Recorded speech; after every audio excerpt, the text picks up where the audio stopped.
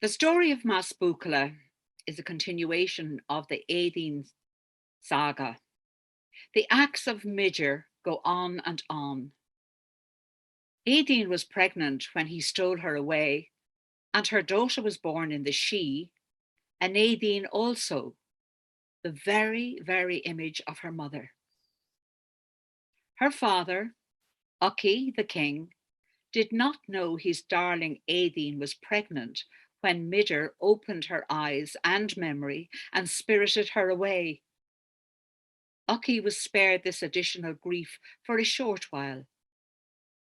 His anger, though, was such that he would destroy all the fairy mounds in Ireland until Aideen was returned to him.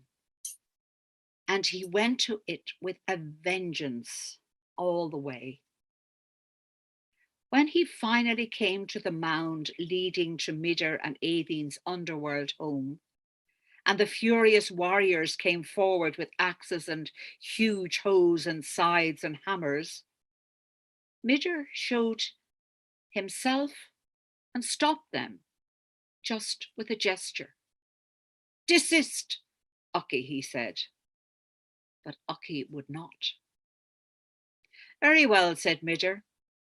"If you can find Aideen among these other women, you may take her back." Ucky agreed, as if he had not already been bested by this master trickster. Of course, the true Aideen was not even among the 50 perfect likenesses of her that paraded out of the mound, but the younger Aideen. "Choose," said Midger. Ucky scrutinized the 50 beauties and settled finally on one. Of course, it was Aideen the younger, his own daughter, who did not herself know this strange man was her father, and nobody else did. And she did not know because she thought herself to be Midger's daughter. It could have all ended there, but Midger was not content. He could not bear to keep the secret, and he needed Ucky to know he had once again been bested. And somehow, Midger considered it important to ruin Ucky and Aideen the younger's lives forever. He went to visit Ucky on a pretext, and he calmly told him the truth about who it was he had taken to be his wife. The shock, the rage, the tragedy, the gloom that followed settled not only on Ucky's court, but on the entire kingdom. Indeed, it was surely called into question whether he was even fit to continue to be king. After all, was this not a blemish as dreadful as the loss of a limb or an eye? Aideen the younger would be banished from their home, but there was still an issue unforeseen. Once again, a pregnancy, to be spent in seclusion, never seen, barely cared for. When the time came, a daughter was born. The decision was made among men, Ucky's council and warriors and druids. No one ever saw the baby, not even her broken mother, much less her frenzied father. No one saw the beauty of the tiny girl sent out to be exposed and die in the elements. Not even the grieving servants appointed to do the evil deed, who vainly wrapped her in a warm blanket before leaving her under the sky in a meadow far from the castle. That day, no less than 1,000 birds of all sizes came to the meadow and fluttered around the spot, screeching and calling and seemingly in a heated debate of some sort. The outcome of such a chatter fest was that a cowherd went out to see what was going on. The babe thus acquired her name, along with her second chance at life, Meas Buachalla, the cowherd's fondling. She was a joy for the cowherd's family from the very beginning. But as time passed, gossip made its way there. They put two and two together and they began to be frightened. The truculence of her origin and the cruel decision made about her fate weighed hugely on her rescuers, terribly afraid the king would find out.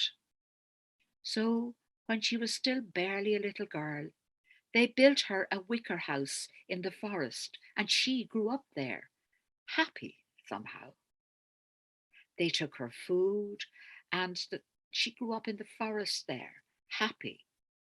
She had what she needed, but the best they did was to leave a large part of the roof uncovered of the wicker home they had made for her. They left the roof uncovered so that she could see the sky and the trees around her, feel the sun and the breeze, even the rain. It happened then that Masbucula's life was full of birds again. Just as the whirlwind of birds had saved her from exposure, the constant comings and goings of birds, large and small, made the girl's life pleasant. Years passed. Masbucula's beauty grew to unearthly proportions, and yet she had no idea of it or what it could do for her life. And as fate would have it, and fate always intervenes in the great stories, it happened that Ucky had long since died, and a new king reigned in his place. His name was Ethersel. He and inquiries about his destiny had revealed that he would marry a woman of unknown race, and she would bear him a son. Time was passing. His subjects demanded that he take a wife. So Ethersel had spies searching high and low for this strange woman. Of course, they came upon Masbucula's wicker house in the forest. At first, they took it for a silo of some sort, full of peasants' grain. But upon a closer investigation, lo and behold, this was surely the woman for their king, the strange woman of unknown origin and surpassing beauty.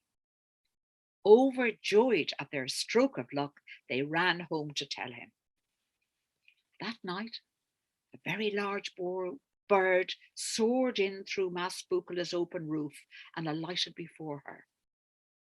To her astonishment, the bird shed his coat of feathers, and she beheld a beautiful hawk like man. I am the king of birds, he told her. We have loved you and watched you and cared for you since the first day, but now comes the time in which you will be taken from us forever. Masbucula could hardly process all this information, but it stopped mattering anyway when he stepped forward and took her gently in his arms. If you will, we shall lie together this day and this night, and I will make in you a child of wonder. The king's men will take you, and the king will presume to have fathered this wondrous boy, but you alone will know the truth and raise him as is proper to his condition. He will be a great king, by the way, the birdman added as they sank into oblivion. When the bird is about to become a man, I will come to him, and your task will have been fulfilled. It came to pass exactly as the king of birds had stated. The next day, after he'd gone and she was meditating deeply on all that had happened and what was still to come, a large fanfare made its way through the forest and came right up to her wicker house. Without more ado, four big men broke through the slender woven walls and made way for the king Ethersel. He looked at Masbucula, looked at her up and down, nodded his pleasure, and took her by the hand. You will be my wife and bear my son, he said.